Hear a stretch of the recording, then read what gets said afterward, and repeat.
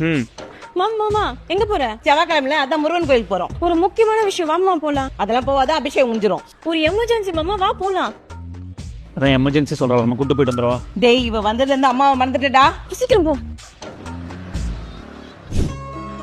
குட்ரா ஃபைல எப்ப கிடைக்கும்? நாளைக்கு காலைல 10 மணிக்கு வா, எல்லாம் கிடச்சிடும். சரி, ஓகே. என்ன ஃபைலு, என்ன விஷயம்?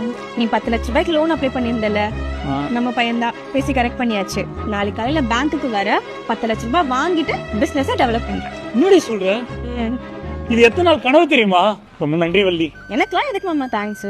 உனக்கு என்ன விஷயம் பிடிக்கும்னு சொல்லு, நான் மாமா செய்யறேன். சொன்னாலும் உன்னால பண்ண முடியாது மாமா, விடு. குடுனால செய்ய முடியாது, என்ன இருக்கு சொல்லு பாப்போம். சின்ன வயசுல இருந்தே உனக்கு கேள்விப்பட்டிருக்கேன், அம்மா நிலாவை காட்டி சோறு விட்டுவாங்கன்னு.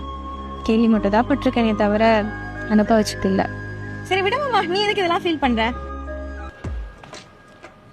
எதுக்கு மாமா நைட்டு மொட்டை மாடி கூட்டு வந்திருக்க?